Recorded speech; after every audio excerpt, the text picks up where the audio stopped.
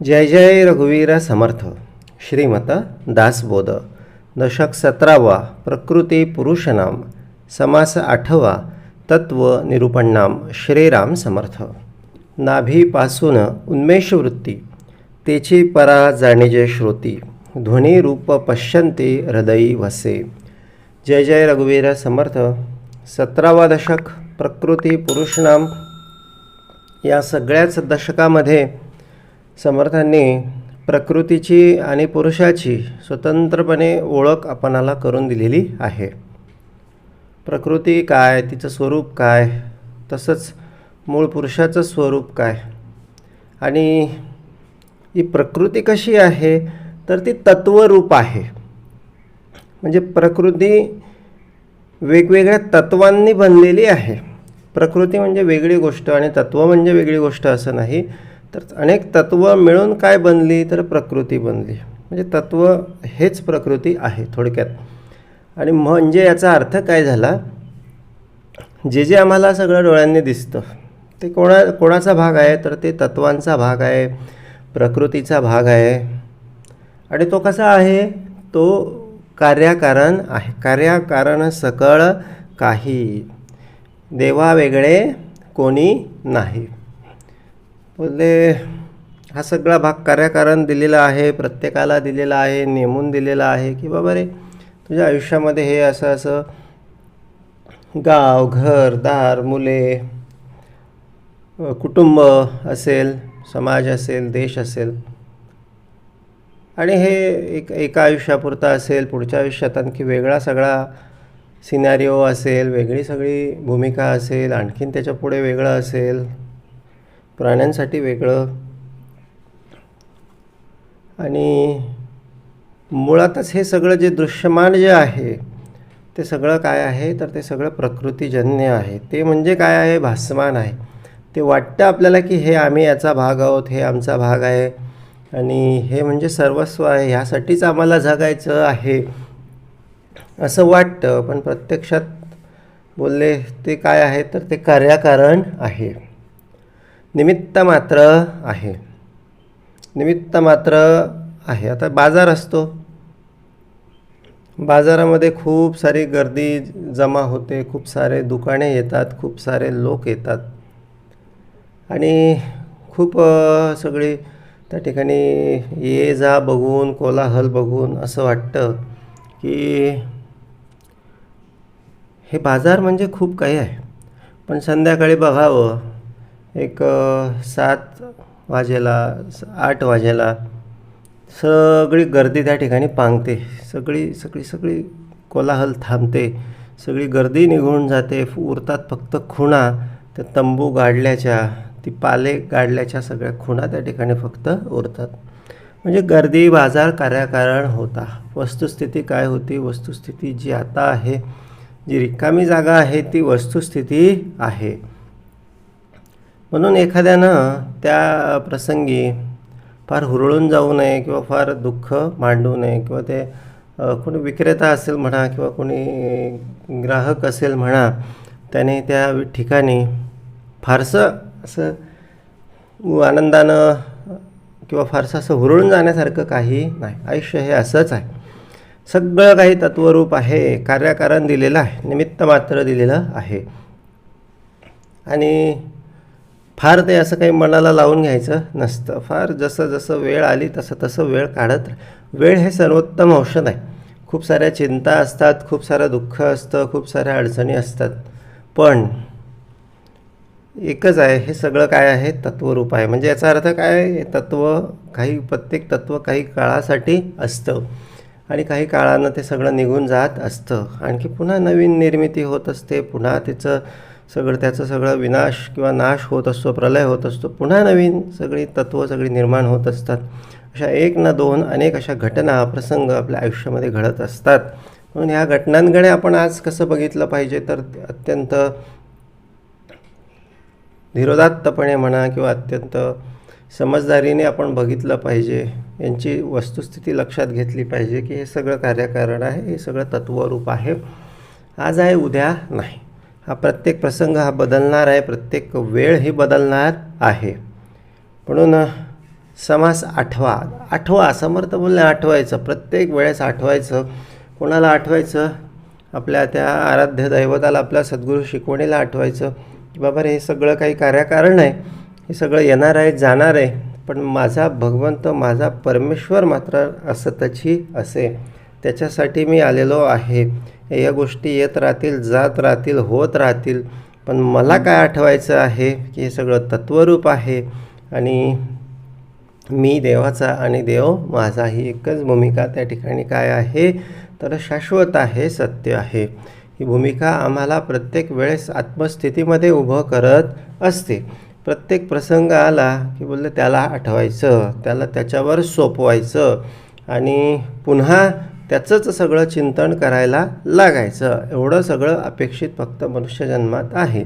मग कार्याकारण सगळा संसार घडावा आणि त्याचे आठवण करत राहावी, हे एवढ्या 2 गोष्टी जरी जमल्या तरी झाले जन्माचे सार्थक. मग पहिल्या ओळीमध्ये समर्थांनी दिलं, नाभीपासून उन्मेष वृत्ती, तेची परा जाणीजे श्रुती, ध्वनी रूप पश्यंती हृदयी वसे. मग आता सगळ्या एक एक तत्वांचे, समासाचं नाव तत्व आहे म्हणून एक एक तत्वाची ओळख सगळी समर्थ आता या ठिकाणी देत आहेत. सगळ्यात आधी 4 वाचा दाखवल्या. आपण जी बोलतो ना ती एकमेव वाचा नाही, तर तिच्या 4 प्रमुख भूमिका आहेत. आता ती नाभेपाशी तिचं काय आहे, उगम आहे किंवा नाभीपाशी तिची निर्मिती होते. उन्मेषवृत्ती याचा अर्थ काय झाला की त्या ठिकाणी तिचं सृजन झालं, स्फुरण त्या ठिकाणी निर्माण झालं किंवा निर्मिती झाली. नाभीपासून उन्मेषवृत्ती, त्याची परा जाणीजे श्रुती. तिला परा असं म्हटलं गेलं. परेचं स्थान कुठे आहे? नाभीस्थानी आहे. आपण असं बोलले एकदम असं उगाच सगळं आपल्याला असं अचानक काहीतरी स्फुरण निर्माण होतं, ती काय आहे? ती परा आहे. अचानकच काहीतरी एकदम असं सुचतं, तिला काय म्हटलं जातं? तिला परा म्हटलं जातं. म्हणून एक आणि ही परा अत्यंत स्पष्ट स्वरूपात, अत्यंत जागरूक स्वरूपात कोणाच्या ठाई असते? जो नियमितपणे उपासना करतो किंवा जो नियमितपणे ध्यान, मेडिटेशन असेल, प्राणायाम, योगा वगैरे या सगळ्या गोष्टी जो नियमितपणे करतो, त्याच्या ठिकाणी ही परा जी आहे ती जागृत झालेली असते. मग त्याला ना फार भविष्यातल्या गोष्टी किंवा फार अशा त्याच्या येणारे सगळे अडथळे, दुःख किंवा उपाय, काही अडचणी असतील, काही दुःख असतील, काही समस्या असतील, त्याच्यावरचे उपाय त्याला काय होतात? त्याला असे पटकन चटकन असे स्फुरतात. कारण काय की त्याचं त्या ठिकाणी ती परा जी आहे ना, त्या ठिकाणी ती काय झालेली असते? ती जागृत असते किंवा त्याचं ध्यान त्या ठिकाणी जास्त केंद्रित झालेलं असतं.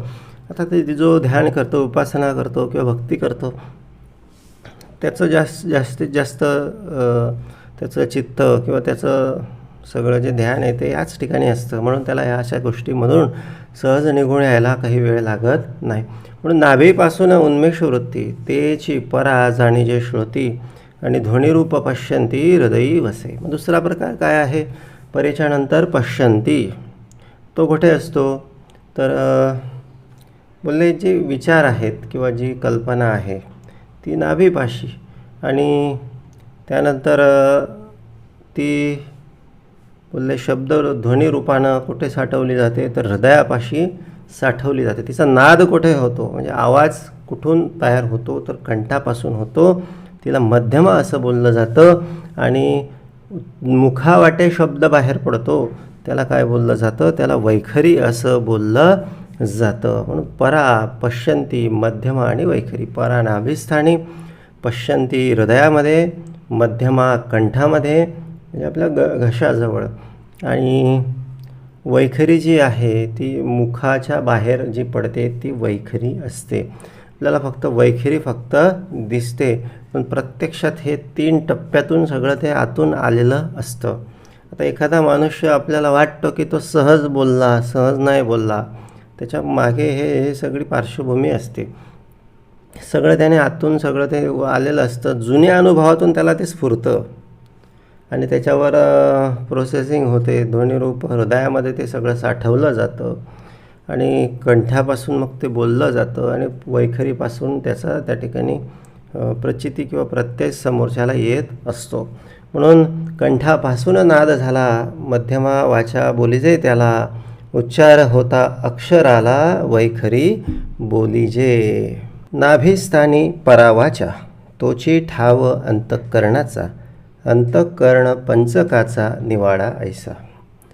आता मग नाभिस्थानी ज्या ठिकाणी परावाचा आहे त्याच ठिकाणी काय आहे किंवा ते कोणाचं स्थान आहे, तर ते अंतःकरणाचं स्थान आहे. आता जसं समासाचं नाव आहे तत्वनिरूपण नाम, त्याच अनुषंगानं समर्थांनी शरीरामध्ये देहामध्ये अस्तित्वात असलेली सगळी पंचके, सगळे शरीरे, स्थूळ शरीर, सूक्ष्म शरीर, कारण शरीर, महाकारण शरीर आणि त्या प्रत्येकाची 5-5 तत्वे, या सगळ्यांचा निवाडा आपल्याला या समासामध्ये करून दिलेला आहे. आता त्यातलं सूक्ष्म शरीर हे सगळ्यात आधी समर्थांनी आपणाला दाखवायला घेतलं. त्या सूक्ष्म शरीरामध्ये सगळ्यात आधी काय आहे, तर त्याआधी अंतःकरण पंचक आहे. सूक्ष्म शरीर देखील 25 तत्वांनी बनलेलं आहे आणि त्यातलं पहिलं पंचक किंवा पहिली 5 तत्वे कुठली आहेत, तर अंतःकरण पंचक. मग त्यातलं पहिलं अंतःकरण, अंतःकरण कुठे आहे, तर ते आहे ज्या ठिकाणी आपली परावाचा आहे नाभिस्थानी, त्याच ठिकाणी हे अंतःकरण आहे. निर्विकल्प जे स्फुरण, उगेच असता आठवण, ते जाणावे अंतःकरण जाणती कळा. जाणती कळा याला म्हटलेलं आहे. आणि निर्विकल्प जे स्फुरण बोलले एकदम शुद्ध जाणीव ज्या ठिकाणी निर्माण होते, निर्विकल्प जे अत्यंत अत्यंत अत्यंत सारातलं विचार, अत्यंत उत्कृष्ट असा सगळा उपाय असेल, आपल्याला आठवत असेल किंवा ती जाणीव कुठून होत असेल, तर ते काय आहे, ते आहे अंतःकरण पंचक. बहुतेक वेळा असं होतं की आपण एखादा प्रश्न, एखादी समस्या आपल्याला पडलेली असते आणि त्याच्यावर काय करावं किंवा त्याच्यावरचा उपाय आपल्याला सुचत नसतो, किंवा एखादी घटना, एखादा प्रसंग आपल्यासमोर सगळा घडलेला असतो, आपण त्याच्यावर विचार पण करत नसतो आणि नंतर अचानक एखाद्या दिवशी असं उगेच आपण पडलेलं असतो किंवा उगेच आपण असे झोपेतून उठतो आणि आपल्याला ती जुनी घटना आठवते आणि त्याच्या मागचा सगळा कार्यकारण भाव सगळा आठवतो की अरे हे असं झालं ना, तर हे याच्यामुळे झालं किंवा हे याच्यामुळे हे असं घडलं किंवा याच्यामुळे हे घडू शकतं किंवा ही अशी अशी अडचण आहे ना, तर याच्यावर जर असं केलं तर हा त्याच्यावर चांगला उपाय आहे, असं आपल्याला अचानकपणे आठवतं. आणि त्याला तोड नसते, त्याला विकल्प नसतो, म्हणजे त्याच्यामध्ये काही खोट नसते. तो विचार सर्वोत्तम असतो. तशा विचारावर आपण लगेच अंमलबजावणी केली पाहिजे आणि त्याच्यातून आपलं काय होतं, तर अत्यंत कल्याण त्या ठिकाणी आपलं साधलं जातं. निर्विकल्प जे स्फुरण, उगेच असता आठवण. निर्विकल्प ते सगळं आपल्याला आठवतं, विकल्प त्याच्यात नसतो. एकमेव अत्यंत सगळं ओतीव सोलीव अत्यंत साराचं सगळी ती भूमिका आपल्याला त्या ठिकाणी कळत असते. उगाच ते असं अचानकच आठवतं, त्याला असं विचार करावा लागत नाही किंवा प्रयत्न करून ते होत नाही, सहज. आणि त्यातल्या त्यात जे भक्तिभाव भजन करणारे असतात, ध्यान करणारे असतात, मेडिटेशन करणारे असतात, त्यांना या सगळ्या गोष्टींची प्रचिती चांगल्या पद्धतीनं येत असते. त्यांचं अंतःकरण किंवा त्यांच्या डोक्यातले विचार बऱ्याचदा त्या ठिकाणी शांत असतात, बऱ्याचदा ते गर्दीपासून दूर असतात, मोबाईलच्या टी व्हीच्या सगळ्या गोंधळापासून दूर असतात, स्वतःचा शोध घेत असतात. आणि अशांना मग असं एखाद्या निवांत स्थळी सहज त्यांच्या प्रश्नांची उत्तरं मिळत असतात. जणू काही भगवंतच किंवा जणू काही ती जाणती कळा, म्हणजे जे सगळ्या विश्वाची जी पालन करणारी कळा आहे किंवा विश्वाचं सगळं कल्याण करणारी जी भूमिका आहे ती आतमध्ये बसलेली आहे आणि जणू काही तिनं काहीतरी सिग्नल किंवा काहीतरी संकेत हा आपल्यासाठी त्या ठिकाणी दिलेला असतो. आता अंतःकरणाला आठवलं, अंतःकरणात ही कल्पना आली, मग पुढे होय नव्हेसे गमले. मग आता करायचं की नाही करायचं, करू न करू ऐसे वाटले. अंतःकरणाला उगाच आपल्याला काहीतरी कल्पना निर्माण झाली की उदाहरणार्थ एखादा आपल्याला व्यवसाय करायचा किंवा एखादं काम करायचं, आता आठवलं हे अंतःकरणाचं काम होतं. मग आता ते काम करायचं की नाही करायचं, मग आता करू नंतर करू किंवा असं होईल झालं तर तसं झालं तर, किंवा असं केल्यानं असं होऊ शकते तसं केल्यानं असं होऊ शकते, हे संकल्प विकल्प म्हणजे चांगलं आहे वाईट आहे चांगलं आहे वाईट आहे असं कोणाकडे उभं राहिलं, हे मनाकडे उभं राहिलं. म्हणजे आता ह्या सगळ्या गोष्टी आपल्याला दिसत नाही, पण ते जे काम करतात त्याच्यावरून आपल्याला कळतं की हे माझं मन आहे किंवा हे माझं अंतःकरण आहे किंवा ही माझी बुद्धी आहे. सहज आठवलं अंतःकरण, मग त्याच्यावर द्वंद्व सुरू झालं, करू का नको करू करू का नको करू, ते मन आहे. संकल्प विकल्प तेची मन, जेणेकरिता अनुमान पुढे निश्चय तो जाणं रूप बुद्धीचे. अनुमान ज्याचं काम आहे, बोलले संशय चिंता करणं ज्याचं काम आहे ते मन आहे, आणि पुढे निश्चय तो जाणं, आणि मग एकदाचं ठरलं की अरे हे करायचं किंवा नाही करायचं, मग ते पक्क कोण करतं, ते बुद्धीच्या सहाय्यानं पक्क होतं, निश्चय पक्का होतो, ठाम निश्चय होतो, निर्णय पक्का होतो की ठीक आहे असं केल्यानं असं होतं आहे तसं केल्यानं. बुद्धी काय करते, सारासार विचार करते आणि निश्चय पक्का करते. निश्चय पक्का करणारी कोण आहे, तर ती आहे बुद्धी. म्हणून पुढे निश्चयो तो जाणं रूप बुद्धीचे. करीनची अथवा न करी ऐसा निश्चयोची करी, तेची बुद्धी हे अंतरी विवेके जाणावी. करेल किंवा न करेल असा ठाम निश्चय अंतरी जर भरलेला असेल तर ते कोण भरतो किंवा कोण धरतो, तर ती आपली बुद्धी धरत असते. विवेके जाणावी. जे वस्तूचा निश्चय केला, पुढे तेची चिंतू लागला, ते चित्त बोलिल्या बोला यथार्थ मानावे. आणि मग निश्चय झाला की एखादं काम करायचं आहे, पुढे तेची चिंतू लागला. आता ठरलं आहे की हे करायचं आहे, मग करायचं आहे मनात ध्यास लागतो, त्याचं चिंतन सतत आपल्या अंतःकरणात मनात सगळं सुरू असतं. मग जिथे हे सतत करायचं आहे झालं पाहिजे हे कुठे असतं, तर ते चित्त बोलिल्या बोला यथार्थ मानावे. म्हणलं ते चित्त आहे. चिंतन करणारं जे आहे, चित्तामध्ये अखंड बसलं की हे पाहिजे म्हणजे पाहिजे, जे पाहिजेच पाहिजे. लहान मुलं हट्ट धरतात, सदान कदा ती एकच गोष्ट मागतात, तर ती भूमिका कोणाची आहे, तर ती भूमिका चित्ताची आहे. मग झालं हे सतत चिंतन सुरू झालं, मग आता तो प्रेस्टिज पॉईंट सगळा पुढे बनून जातो की नाही पाहिजे म्हणजे पाहिजे.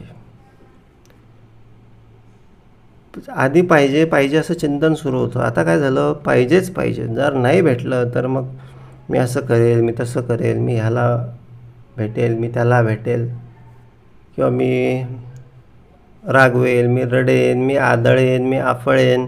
ही भूमिका कोणाची, ही अभिमानाची. याचा अर्थ आता अभिमान आला, अहंकार आला, कुठेतरी मीचं अस्तित्व आलं. मी आहे, माझं काम आहे, मग ते झालंच पाहिजे. जर नाही झालं तर असं, जर नाही झालं तर तसं. म्हणून पुढे कार्याचा अभिमान धरणे, हे कार्य तो अगत्य करणे, हे करावंच लागेल, झालंच पाहिजे किंवा व्हायलाच पाहिजे, हे अगत्य करणे, ही भूमिका ज्या ठिकाणी उभी राहिली, ऐशा कार्यास प्रवर्तने तोची अहंकारू. मग हे अहंकाराचं सगळं रूप आहे. ऐसे अंतःकरण पंचक. आता हे काय झालं, अंतःकरण पंचक झालं. याच्यामध्ये 5 भूमिका दाखवल्या. पंचवृत्ती मिळवून एक, आणि 5 वृत्ती मिळून एक पंचक तयार झालं. कार्यभागे प्रकार पंचक वेगळाले, आणि बाकीचे इतर पंचकं आणखी वेगवेगळी आहेत. मग आधी फक्त समर्थांनी हे अंतःकरण पंचक आपणाला या ठिकाणी दाखवलं. आता पुढे आणखी कुठले पंचक दाखवले, जैसे 5ही प्राण कार्यभागे वेगळाले जाण, नाही तरी वायोचे लक्षण एकची असे. आता हे समर्थांनी या ठिकाणी स्पष्ट करून दाखवलं की बाबा रे, वायोचे प्रकार जर आपण बघितले ना, तर त्या ठिकाणी व्यान वायू आहे, समान आहे, उदान, अपान, हे वेगवेगळे असे वायूचे सगळे प्रकार आहेत. पण प्रत्यक्षात मूळ वायू काय आहे? एकच आहे. तसं अंतःकरणाचे प्रकार हे वेगवेगळे आपल्याला जरी वाटत असले, मुळात ती एकच भूमिका आहे. फक्त जसं जसं ते कार्य तिचं वेगवेगळं त्या भूमिकेचं होत चालतं, तसं तसं तिचं नाव त्याला दिलं गेलेलं आहे. एक अचानक स्फुरण ज्या ठिकाणी उठलं तर त्याला अंतःकरण बोललं गेलं. मग करू नको करू असं ज्या दुविधाच्या चकडे उभे राहिली त्याला मन बोललं गेलं. कुठेतरी एक निश्चय झाला की करायचं आहे ते बुद्धी, मग त्याला बोललं गेलं. निश्चय करणारी कोण? तर त्याला बुद्धी नाव दिलं गेलं. आणि मग करायचं आहे म्हटल्यावर मग करायचं आहे असं होईल का तशाने होईल, ही जी भूमिका ज्याच्यापासून उभी राहिली त्याला चित्त नाव दिलं गेलं. आणि मग झालंच पाहिजे, नाही झालं तर राग, संताप, हे जो कोण करतो त्याला अहंकार, की त्याने मीपणा मग मध्ये आणला. अशा पद्धतीनं मूळ भूमिका एकच, पण कार्यानुसार त्याला वेगवेगळी सगळी नावं दिल्या गेली. जैसे पाचही प्राण कार्यभागे वेगळाले जाणं. आता ही सगळी नावं वेगवेगळी कशी दिली? जसं की वायूंना त्यांच्या स्थानानुसार त्यांच्या कार्यानुसार वेगवेगळी नावं आहे त्याप्रमाणे. जैसे पाचही प्राण कार्यभागे वेगळाले जाणं, नाही तरी वायूचे लक्षण एकची असे. आता वायू बघितला ना मुळात तर तो एकच वायू असतो, पण सर्वांगी व्यान संपूर्ण शरीरभर जो व्यापलेला आहे त्याला काय बोललं जातं? व्यान हा वायू बोललं जातं. नाभी समान, नाभिस्थानी जो वायू असतो त्याला समान वायू हे नामकरण दिलेलं आहे. कंठापाशी उदान वायू असतो, ढेकर वगैरेच्या स्वरूपामध्ये तो बाहेर निघतो, त्याला उदान वायू संबोधलं जातं. गुदी अपान, आणि विसर्जनाच्या क्रियेमध्ये अपान वायूचं त्या ठिकाणी अस्तित्व असतं. मुखी नासिकी प्राण, मुखापाशी आणि नासिकेच्या माध्यमातून आपण निरंतर प्राणवायूचं ग्रहण करत असतो. नेमस्त जाणावा, आणि बोलले अशा पद्धतीनं बोलिले हे प्राणपंचक. अशा पद्धतीनं हे जे 5 प्रकारचे वायू आहेत ते समर्थांनी आपल्याला या ठिकाणी दाखवलं आणि सांगितलं. बाबा रे, आधी जे जसं प्राणपंचक आहे तसंच आधी जे अंतःकरण पंचक दाखवलं ते त्याच्या सगळ्या कामानुसार त्याची नावं सगळी दिलेली आहेत. आणि याच्यानंतर मग काय दाखवलं? तर याच्यानंतर ज्ञानेंद्रिय दाखवले. आता ज्ञान इंद्रिय पंचक. कुठले कुठले ज्ञानेंद्रिय आहेत? श्रोत्र, त्वचा, चक्षु, जिव्हा, नासिक, ऐसी हे ज्ञानेंद्रिय. कान असेल, श्रोत्र म्हणजे काय आहे? तर कान आहे, ऐकण्याची क्रिया. त्वचा, स्पर्शाचा संबोध त्या ठिकाणी आपल्याला होत असतो. चक्षु म्हणजे पाहण्याची क्रिया त्या ठिकाणी आपण करत असतो. आणि त्यानंतर आणखी काय दाखवलं? तर जिव्हा दाखवली. जिव्हेच्या माध्यमातून आपण बोलण्याची क्रिया करत असतो, किंवा त्यातून आपल्याला स्पर्शाचं ज्ञान होत असतं. ज्ञानेंद्रियाच्या हिशेबाने जर बघितलं तर त्या ठिकाणी चव घेण्यासाठी म्हणून ते ज्ञान आहे.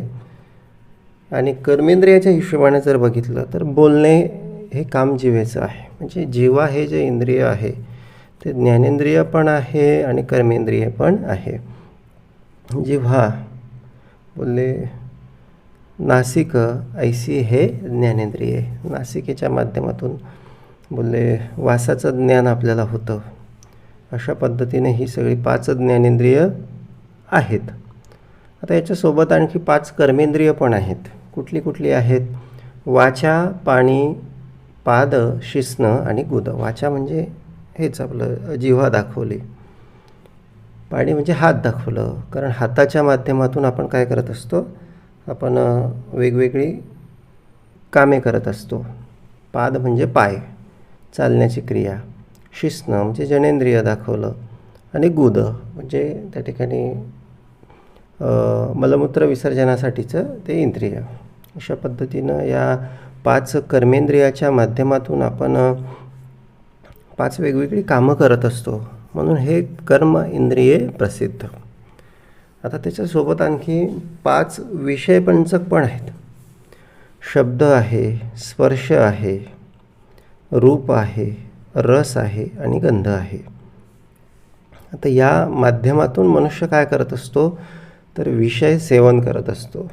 कळत न कळत त्याच्याकडून या सगळ्या इंद्रियांच्या माध्यमातून काय होतं, तर विषय सेवन होत असतं. तर शब्दाच्या माध्यमातून काही त्या ठिकाणी शृंगाररूपी सगळे शब्द असतील, तर त्या ठिकाणी मनुष्याला एक प्रकारे ते विषय सेवन स्पर्शाच्या माध्यमातून, वेगवेगळ्या सगळ्या विषयांमध्ये रस घेण्याच्या माध्यमातून आणि गंध वासाच्या माध्यमातून, अशा पद्धतीनं ऐसे हे विषयपंचक. हे काय आहेत, तर हे विषयपंचक आहेत. अंतःकरण प्राणपंचक, ज्ञानेंद्रिये कर्म इंद्रिये पंचक, 5वे विषयपंचक. ऐसी हे 5 पंचके. ऐसे हे 25 गुण मिळवून सूक्ष्म देह जाण, याचा कर्दम बोलीला श्रवण केले पाहिजे. अशा पद्धतीनं हे 5 मिळून बनलेलं एक पंचक आणि अशी 5 पंचके. अंतःकरण पंचक, त्याच्यामध्ये आधी अंतःकरण दाखवलं, मन दाखवलं, चित्त, बुद्धी आणि अहंकार, हे एक अंतःकरण पंचक. त्याच्यानंतर प्राणपंचक, हे 5 प्रकारचे वायू दाखवले, समान, प्राण, आणखीन त्याच्यामध्ये अपान होता, त्यासोबत उदान होता, समान होता, हे प्राणपंचक. 5 ज्ञानेंद्रिय दाखवली. कुठली ज्ञानेंद्रिय दाखवली 5, तर श्रोत्र, त्वचा, चक्षु, जिव्हा म्हणजे ऐकणे, स्पर्शाचं ज्ञान देणारं, पाहण्याचं ज्ञान देणारं, आणखीन चवीचं ज्ञान देणारं असं. आणि कर्मेंद्रिय पंचक, 5 कामं किंवा 5 इंद्रिय ज्या माध्यमातून आपण कामं करत असतो. वाचा असेल, बोलण्याची क्रिया, हाताने काम करणे, पायाने चालणे, नंतर जननाची क्रिया, नंतर शरीराच्या मलमूत्र विसर्जनाची क्रिया. ऐसे हे कर्मेंद्रिय प्रसिद्ध. असे हे कर्मेंद्रिय पंचक. आणि 5वं विषय पंचक, शब्द, स्पर्श, रूप, रस आणि गंध, हे मिळून काय तयार झालं, तर हे मिळून सूक्ष्म शरीर तयार झालं. म्हणजे काय झालं, 4 शरीरांपैकी एक शरीर तयार झालं. सूक्ष्माच्या नंतर समर्थ आपणाला स्थूळाची ओळख दाखवतील. त्याच्यानंतर कारण आणि महाकारण हे देह दाखवतील.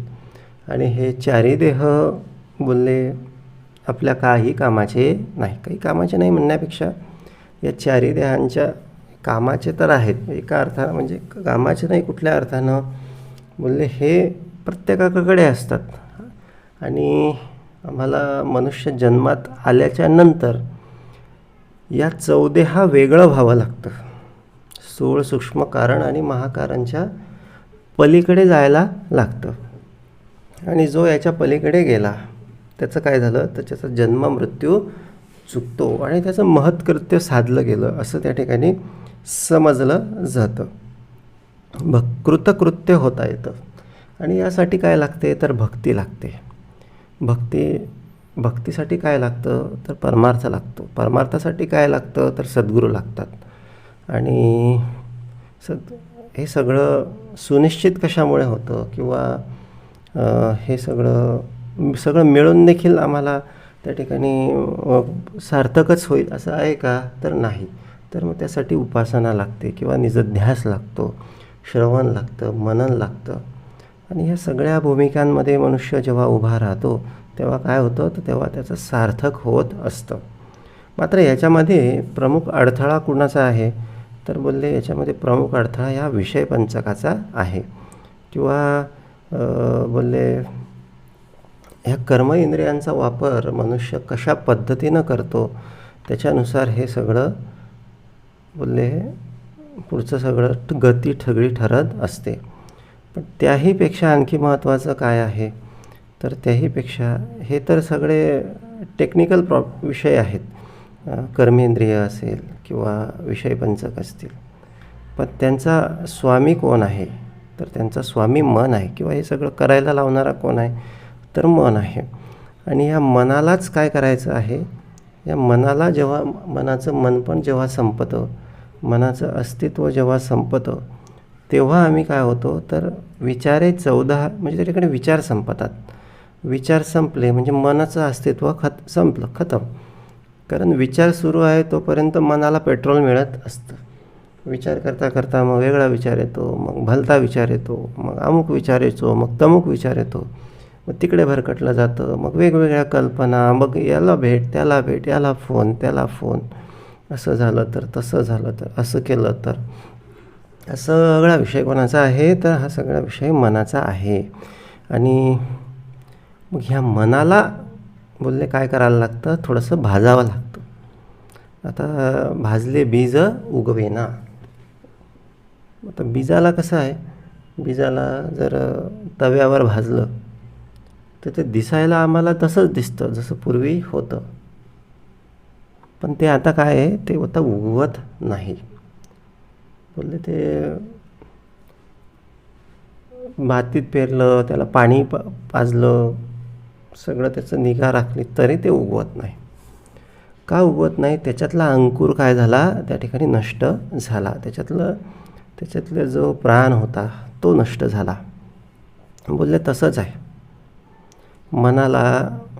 या सगळ्या श्रवण, मनन, उपासना, निजध्यास या सगळ्या परमार्थाच्या भट्टीमध्ये जेव्हा तापवलं जातं, तेव्हा मग त्याला हे शब्द, स्पर्श, रूप, रस, गंध याच्यात त्याला इंटरेस्ट उरत नाही.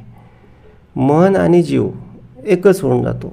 सगळे विचार संपून जातात आणि ते परमात्म्याचं आपल्या अंतरी जे अस्तित्व आहे त्याच्यामध्ये हे सगळं त्या ठिकाणी अस्तित्व एकत्र होतं.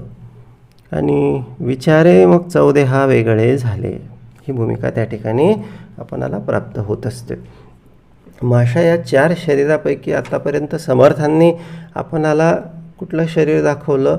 तर आपल्याला सूक्ष्म शरीर दाखवलं.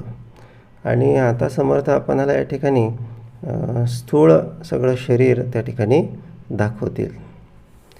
ऐसे हे 25 गुण मिळवणं सूक्ष्म देह जाण, याचा कर्दम बोलीला श्रवण केले पाहिजे. आता कर्दम म्हणजे एकत्रित आहेत, असं वेगवेगळं ठेवलेलं आहेत का? असं सूक्ष्म शरीर म्हणजे कपाट आहे, आणि कपाटामध्ये एका बाजूला अंतःकरण पंचक ठेवलेलं आहे, एका बाजूला त्या ठिकाणी ज्ञानेंद्रिय पंचक ठेवलं, एका बाजूला कर्मेंद्रिय पंचक ठेवलं, असं आहे का? नाही. तर याचा काय आहे? कर्दम आहे. हे सगळं एकात एक आहे. याला वेगळं करायला गेलं किंवा शोधायला गेलं मायक्रोस्कोपच्या खाली तर हे काही असं सापडणार नाही. मग याचा कर्दम बोलीला श्रवण केले पाहिजे. मग आता हे कर्दम आहे आणि एकमेकात सगळे हे गुण मिसळलेले आहेत. आता कसे मिसळलेले आहे? अंतःकरण व्यान श्रवण वाचा, शब्द विषयो आकाशाचा. अंतःकरण असेल, व्यान हा एक त्या ठिकाणी वायूचा प्रकार, श्रवण हे आपल्याला त्या ठिकाणी ज्ञानेंद्रियाचा एक प्रकार दाखवला, वाचा हा एक कर्मेंद्रियाचा प्रकार दाखवला, आणि शब्द हा एक विषय पंचकातला एक विषय घेतला. म्हणजे प्रत्येकामध्ये पंचभूतांचे एक प्रतिनिधी आहेत.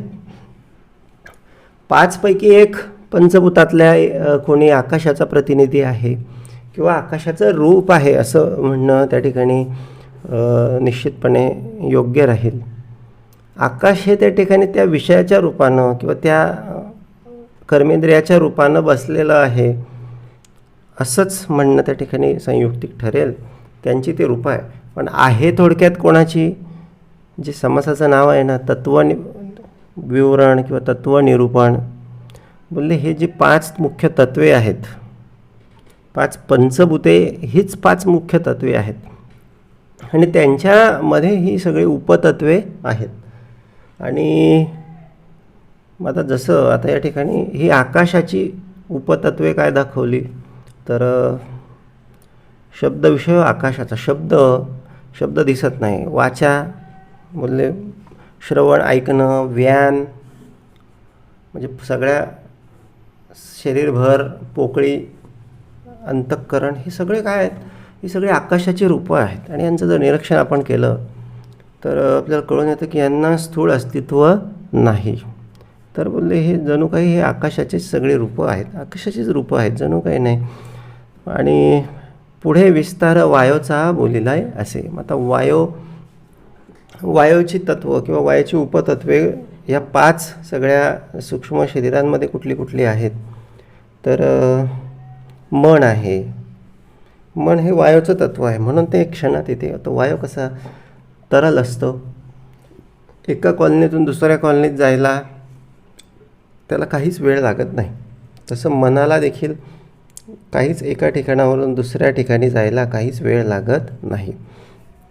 आणि म्हणून मन, समान, त्वचा, पाणी, स्पर्श, रूप हा पवनी, ऐसे हे आडाखे साधुनी कोठा करावा. ही वायूची रूपं, स्पर्श, रूप हे सगळे काय आहेत? तर वायूची रूपं आहेत. बुद्धी, उदान, नयन, चरण, रूप विषयाचे दर्शन, संकेते बोलिले मन घालून पाहिजे. आता हे सगळे बुद्धी, उदान, नयन, चरण हे रूप हे सगळे एका कॅटेगरीचे आहेत. चित्त, अपान, जिव्हा, शिस्न, रस विषय आप जान, पुढे ऐका सावधान पृथ्वीचे रूप. बोलले आधी काय दाखवली? तर बोलले आपाची सगळी भूमिका दाखवली किंवा आपाची सगळी रूपं दाखवली. चित्त, अपान, जिव्हा, शिस्न हे आपाची रूपं आहेत. आता पृथ्वीची रूपं कुठली आहेत याच्यामध्ये? तर अहंकार, घ्राण, प्राण, गुद, गंध विषय जाण, ऐसे केले निरूपण शास्त्रमते. आता हे सगळी सूक्ष्माची सगळी रूपं अशा पद्धतीनं समर्थांनी या ठिकाणी आपणाला दाखवली. ऐसा हा सूक्ष्म देहे पाहता होईजे निसंदेहे, येथे मन घालून पाहे त्यासीचही उमजे. आता यांच्यामध्ये खूप सूक्ष्म फरक आहे, खूप बारीक, अत्यंत त्या ठिकाणी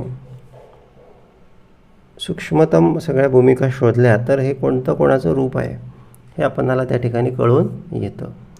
ऐसे सूक्ष्म देहे बोलिले, पुढे स्थूळ निरूपिले.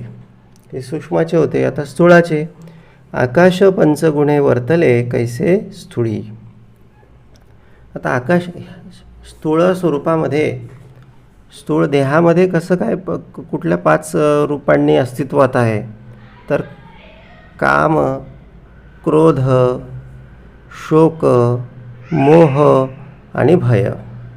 काम, क्रोध, शोक, मोह आणि भय हे स्थूळाकडची रूपं आहेत. काम, क्रोध, मोह, शोक हे स्थूळाकडे म्हणजे आपल्या स्थूळ शरीराकडे उभे राहणारे सगळे हे दोष आहेत किंवा या भूमिका आहेत. तर ह्या कोणाची रूपं आहेत? तर आपल्या शरीराकडे असणाऱ्या आकाशाची ही सगळी रूपं आहेत. आधी सूक्ष्माचे 25 दाखवले, आता समर्थ स्थूळाचे 25 दाखवत आहेत. मग त्यातले 5 कोणाचे? तर आकाशाचे, ते हे 5 दाखवले. आणखीन पुढे काय दाखवलं? पुढे पंचविध वायो निरोपिला. वायूचे 5 कुठले आहेत स्थूळ शरीरामध्ये? तर चळन, वळन, प्रसारण, निरोध आणि आकुंचन हे पंचविध लक्षण प्रभंजनाचे. या 5 प्रकारांचं अस्तित्व किंवा हे 5 प्रकारांनी वायो तत्व आमच्या स्थूळ शरीरामध्ये अस्तित्वात आहे. चळणवळण म्हणजे सगळ्या शरीरभर येणं जाणं पसरणं, निरोध म्हणजे थांबवणं, आकुंचन म्हणजे आकसून घेणं किंवा प्रसरण पावणं. हे कोणाचं काम आहे? हे वायूचं काम आहे. आता आम्ही गर्दी असली तर असं आकसून बसतो आणि जागा रिकामी असली तर असे हातपाय पसरून बसतो. बोलले हे कोणाच्या बळावर बसतो? तर हे वायूच्या बळावर बसतो. क्षुधा, तृषा, आलस्य, निद्रा, मैथुन हे तेजाचे पंचविध गुण. आता पुढे आपलक्षण निरोपिले पाहिजे. तेजाचे पण गुण आहेत. भूक लागणे, कारण जठराग्नीशी संबंधित हा सगळा विषय आहे. मग ते अर्थातच ते अग्नी म्हटलं म्हणजे तेजाचंच ते सगळं रूप आहे. तृषा म्हणजे कुठेतरी शरीरात उष्णता वाढते म्हणून तहान लागते किंवा पाणी कमी झालं. आलस्य मग आराम हवा असतो, सगळं शरीर वेगवेगळ्या सगळ्या क्रिया करून थकलं, मग आता शरीराला काय पाहिजे, आराम पाहिजे, म्हणजे आळस येतो. निद्रा येणे, मैथुन क्रिया, या सगळ्या कशाशी संबंधित आहेत तर तेजाशी संबंधित आहेत. तेज कमी तर ह्या सगळ्या गोष्टी कमी, तेज जास्त तर ह्या सगळ्या गोष्टी जास्त होतात. आणि हे तेजाचे पंचविध गुण आता पुढे आपलक्षणं निरूपिले पाहिजे. आणि आता पुढे पाण्याची सगळी लक्षणं, शरीरामध्ये पाणी कुठल्या रूपानं आहे ती लक्षणं म्हणजे काय आहेत तर आपाची लक्षणं. तर शुक्लित, श्रोणित, लाळ, मूत्र आणि स्वेद. आता एक नाकामध्ये, लाळेमध्ये, मूत्रामध्ये, घामामध्ये, आणखीन जनेंद्रियाच्या सगळ्या मध्ये संतानोत्पत्तीच्या कार्यासाठी जे जल असतं, अशा वेगवेगळ्या ठिकाणी पाणी हे काय आहे तर ते अस्तित्वात आहे. हा पंचविध आपाचा भेद पुढे पृथ्वी विशद केली पाहिजे. मग पृथ्वीचे कोणते सगळे रूपं आहेत आपल्या शरीरामध्ये? अस्थि, अस्थि म्हणजे काय तर हाडे, मांस, हाडांच्या वरती काय लागलेलं आहे, मांस लागलेला आहे. त्वचा, त्वचेच्या वरती काय लागलेलं आहे तर मांसाच्या वरती काय लागलेलं आहे, त्वचा लागलेली आहे. नाड्या, आता या मांसामध्ये देखील काय आहेत, नाड्या आहेत. आणि वरती काय आहे, केस आहे, त्वचेच्या वरती केस आहेत. हे जे दृश्यमान जे सगळं आहे ना तर ते सगळं दिसणारं किंवा हाताला अनुभवता येणारं हे कोणाचं रूप आहे तर हे पृथ्वीचं रूप आहे. ऐसे हे पृथ्वीचे पंचविध धर्म, ऐसे स्थूळ देहाचे वर्म बोलिले असे. बघा ना, आधी सूक्ष्माचे 25 दाखवले, आता स्थूळाचे 25 दाखवले. त्यातही 5 आकाशाचे, 5 पृथ्वीचे, असे सर्वांचे 5 पंचभूतांचे सगळे लक्षणं समर्थांनी अत्यंत सूक्ष्म स्वरूपात आपणाला या ठिकाणी दाखवून दिली. पृथ्वी, आप, तेज, वायू, आकाश हे 5चे 25 ऐसे मिळून स्थूळ देहास बोलीच येते. आणि अशा पद्धतीनं 25 सूक्ष्माचे 25 स्थूळाचे या ठिकाणी दाखवले. तिसरा देह कारण देह, आणि तिसरा देह कारण अज्ञान, चौथा देह महाकारण ज्ञान. आता तिसरा कारण देह दाखवला. आता कारण देह म्हणजे काय आहे? कारण देहाला अज्ञान देह देखील म्हटलं जातं किंवा आपल्या सगळ्याच्या वासना आहेत. तर यांचं मिळून काय बनलेला असतो तर कारण देह असतो. आता हे शरीराचे काय आहेत तर बोलले आवरणं आहेत. बोलले स्थूळ, सूक्ष्म, स्थूळाच्या आतमध्ये काय आहे सूक्ष्म, सूक्ष्माच्या आतमध्ये हा आपल्या सगळ्या वासना आणि अज्ञान किंवा आपल्या सगळ्या कल्पना मिळून बनलेला हा कारण देह असतो, इच्छा, आकांक्षा. आणि त्याही पलीकडे आणखी पुढे चौथा देह आहे त्याच्यामध्ये, तर तो सर्वोच्च स्तर आहे, त्याला काय बोललं जातं महाकारण देह असं बोललं जातं. या तिन्ही देहांच्या पलीकडचा तो असतो. तर जागृती, स्वप्न, सुषुप्ती आणि तुर्या हे जे अवस्था आहेत, ह्या चारही अवस्था ह्या 4 देहांशी संबंधित आहेत. जागृती म्हणजे आपला हा स्थूळाशी संबंधित आहे. स्वप्न सूक्ष्मदेहाशी संबंधित आहे. सुषुप्ती हा कारण देहाशी संबंधित आहे. सुषुप्ती म्हणजे झोपेचा एक अवस्था, अशी बेशुद्ध बिनभुलीची जी अवस्था आहे ती कारण देहाची अवस्था आहे. आणि महाकारण देह तुर्येशी संबंधित म्हणजे पूर्ण जागृती. तुर्या म्हणजे काय आहे? पूर्ण जागृती. आता जागृती पहिल्यांदा बोललेलं आहे, पण ते कोणाची जागृती? स्थूळ देहाची जागृती. पण ती या भौतिक जगतातली जागृती त्याला काही फारसं महत्त्व नाही, ते तर सगळेच जण करतात. जागृती खऱ्या अर्थानं कुठली? आध्यात्मिक जागृती. मग सूक्ष्म आपल्याला स्वप्न वगैरे जे पडतात ते सूक्ष्म देहाच्या अवस्थेत त्यावेळेस आपण असतो. आणि अत्यंत गाढ निद्रा आपल्याला असते, सुषुप्तीमध्ये असतो आपण. तर तो कुठला देह असतो? तो कारण देह असतो. आणि एक प्रकारे न्यूट्रल मनुष्य त्या ठिकाणी झालेला असतो. आणि न्यूट्रल होऊन आता हे निगेटिव्हपासून, आता जणू काही आपण सांसारिक रूपामध्ये काय आहोत, कल्पनामध्ये, अज्ञानामध्ये, वासनांमध्ये, म्हणजे कुठेतरी आपण निगेटिव्ह स्वरूपात आहोत. असं करता करता निगेटिव्हिटी कमी होत गेली. कारण देहामध्ये मनुष्य न्यूट्रल होतो. आणि सूक्ष्म त्या पलीकडे काय दाखवलं, हा कारण देह, त्या ठिकाणी तो पॉझिटिव्हिटीकडे जातो. म्हणजे आपल्या मूळ स्वरूपाकडे त्याचा प्रवास सुरू असतो. एक मूळ त्याची भानावर येतो. तो मूळ त्याचा आपण कोण आहे, मी कोण आहे, देव कोण आहे, या सगळ्या जाणीवेपर्यंत तो पोहोचतो. त्याला महाकारण देह असं बोललं जातं. म्हणून समर्थांनी या ठिकाणी असं दाखवलं, तिसरा देह कारण अज्ञान आणि चौथा देह महाकारण ज्ञान. हे चारही देह निर्शिता विज्ञान परब्रह्मते. आता हे चारही देह निर्शिता, आता खऱ्या अर्थानं आता आमचा प्रवास म्हणजे हे चारही देह आमचा प्रवास नाही. तर बोलले या पलीकडे आम्हाला जायचं आहे. या चारही देहांच्या पातळीवर न थांबता काय करायचं आहे, तर एका उन्नत अवस्थेमध्ये या सगळ्या चिरंतन सगळ्या विश्वामध्ये मनुष्य त्या ठिकाणी प्रवेश करतो. किंवा मूळ जी या सगळ्या विश्वाची निर्मिती शक्ती आहे म्हणा, त्या स्वरूपाला तो प्राप्त करून घेतो. या अखिल ब्रह्मांडाची जी चालक शक्ती आहे, जणू काही तो त्या चालक शक्तीशी एकरूप होऊन जातो. मग ते कोणाच्या माध्यमातून होतं, तर ते भक्तीच्या माध्यमातून, ध्यानाच्या, उपासनेच्या माध्यमातून हे सगळं होत असतं.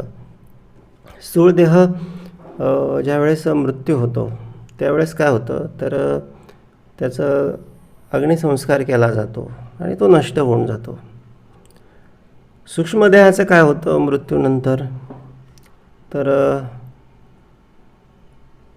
तो ज्या क्षणाला या स्थूळ देहाचा मृत्यू होतो त्यावेळेस हा सूक्ष्मदेह बाहेर पडतो.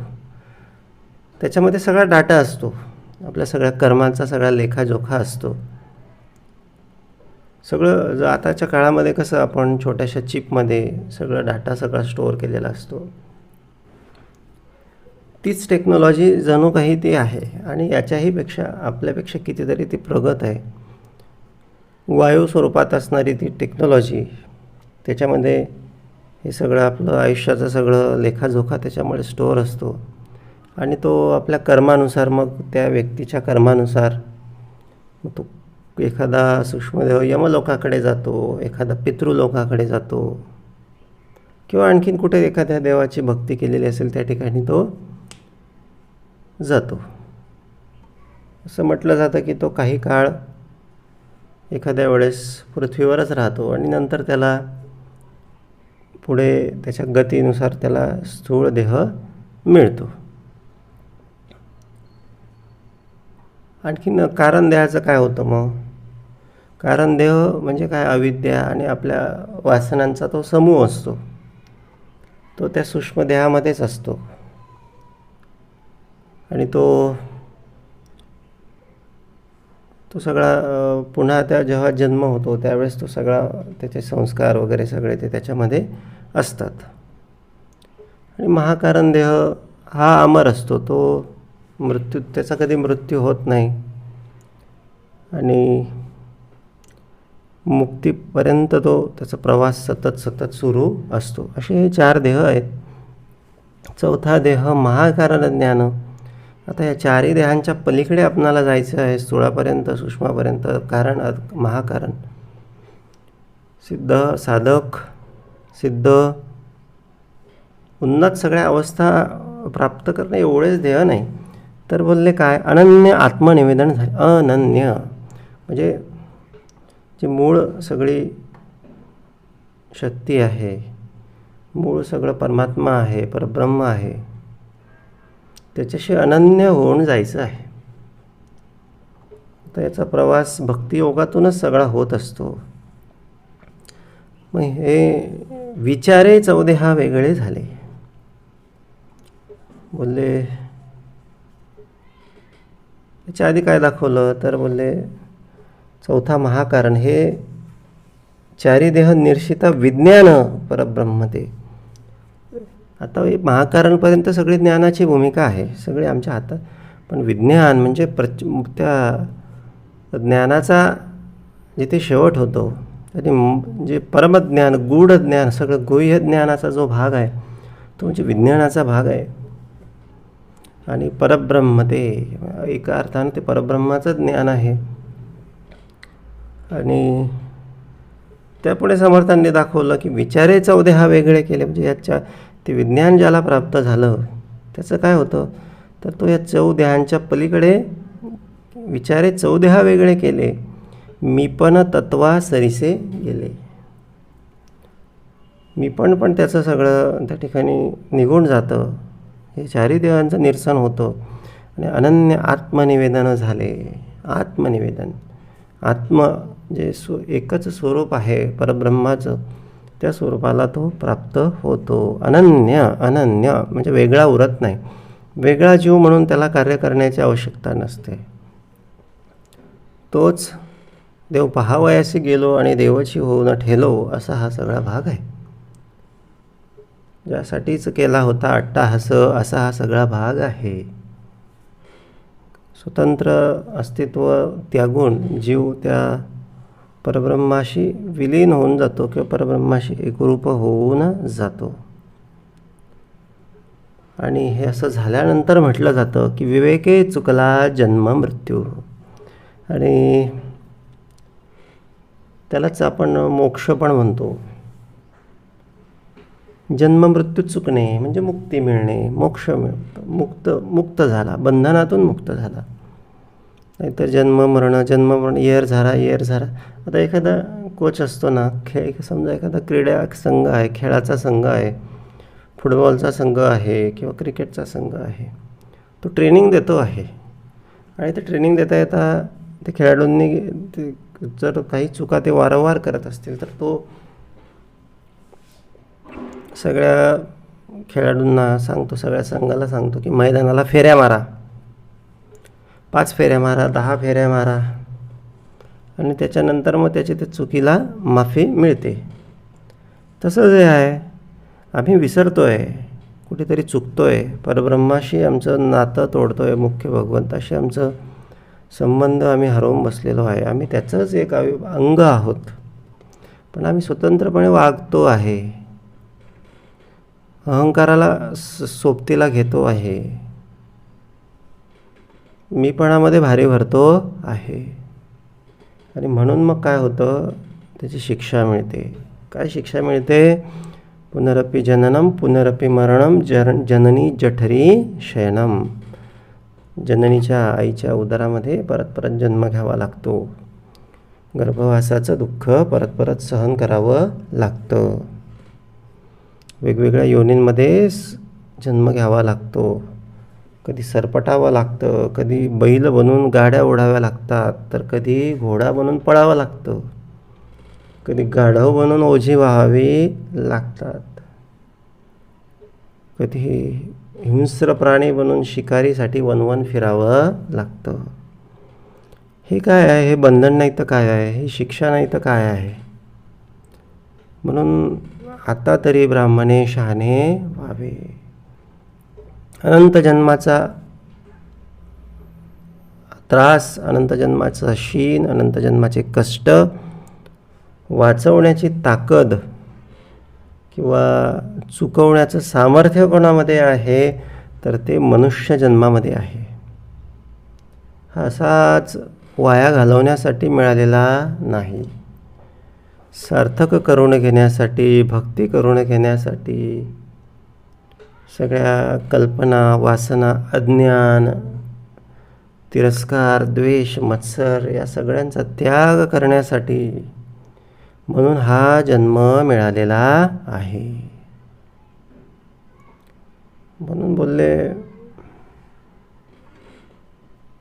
आता तरी बोलले आपण सावध झालो पाहिजे. आणि हे आपलं विवेकानं आपला हा जन्म मृत्यू चुकवला पाहिजे. विवेकानं, घाई गडबड नाही, त्रागा करायचा नाही.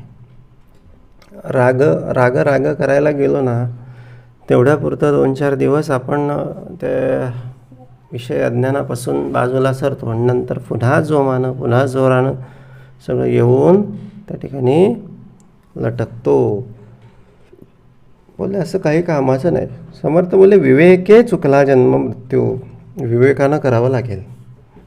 हळूहळू परमार्थ करावा, वाढवावा लागेल. परमार्थाची गोडी वाढवावी लागेल, स्मरण वाढवावं लागेल. कुठल्याच विषयाचा दुस्वास करू नये, कुठल्याच विषयाचा तिरस्कार करू नये. होईल सगळं, हळूहळू होईल. मागत राहावं, कमी करत राहावं, प्रयत्न करत राहावे. जसं लोक एखादा व्यसनी मनुष्य एकदम त्याने व्यसन सोडून दिलं तर त्याच्या शरीरावर त्याचे फार विपरीत परिणाम होतात. तो पुन्हा जोरात आणखी कामाला लागतो. तो हळूहळू विवेकानं कमी करता नरदेही साधले महत्कृत्य.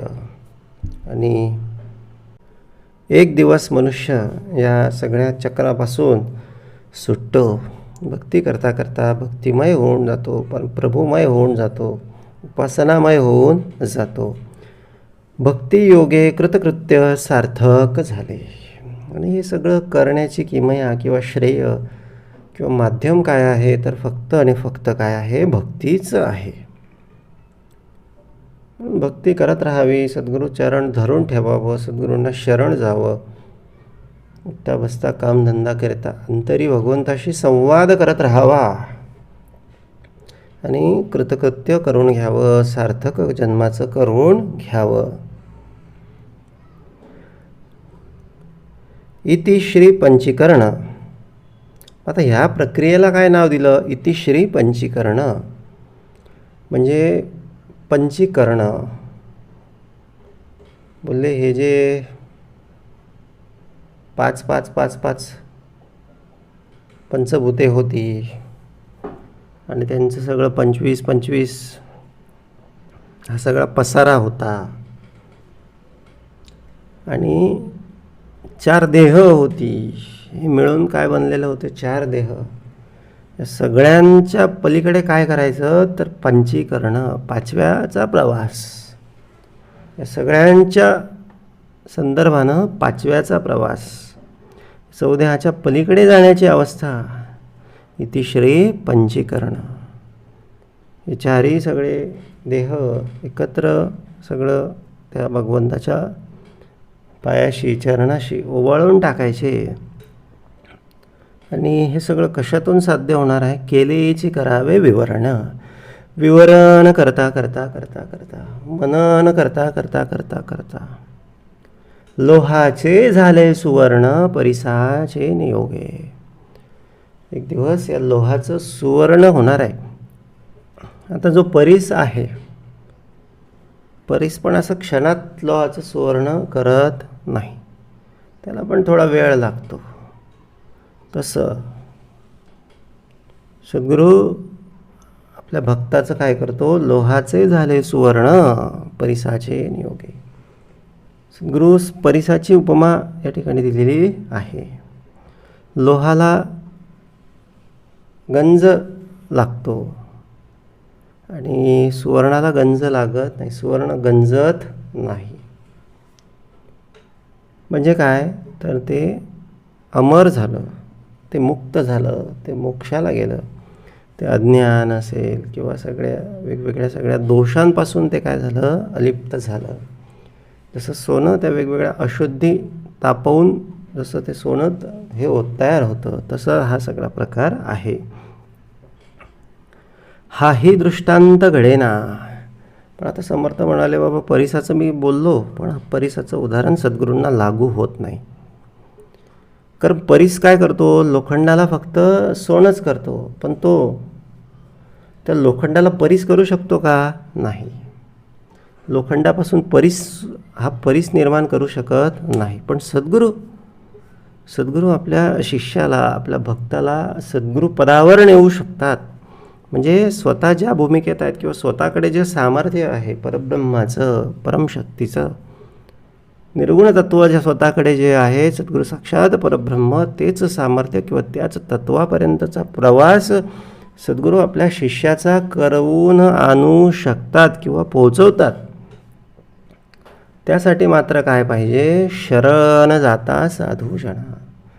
जो शिष्य आहे ना, शिष्य तो पट्टीचा असायला पाहिजे. 100% शरणागती, 100% सद्गुरू सांगतील तसं, 100% सद्गुरू उपासना, 100% सद्गुरू स्मरण. बाकी काहीच नाही. 100% मी सद्गुरूंचा आणि मग 100% सद्गुरू आपलेच होणार आहे. म्हणजे काय झालं मग? परिसाचे न परीस झाला. शरण जाता, शरण जाणं गरजेचं आहे. 100% शरण, 100% समर्पण. या अर्थानं शरण हा शब्द वापरलेला आहे. साधूचा होईजे, असा सद्गुरू महिमा आहे. असं हे सद्गुरू सामर्थ्य आहे की बाबा रे, सद्गुरू भक्तीतून मनुष्य काय होतो? चौदेहा वेगळा होतो आणि स्वतःचं कृतकृत्य करून घेतो, स्वतःचं सार्थक करून घेतो. अखंड सद्गुरू भक्तीमध्ये राहूया, अखंड सद्गुरूंचा उदो करूया, अखंड सद्गुरू उपासना अंगीकारूया. म्हणून हाही दृष्टांत घडेना, परिसाचे न परिस करवेना, शरण जाता साधू जना साधूच होईजे. येते श्रीदासबोधे गुरुशिष्य संवादे तत्व निरूपणाम समास 8. जय जय रघुवीर समर्थ.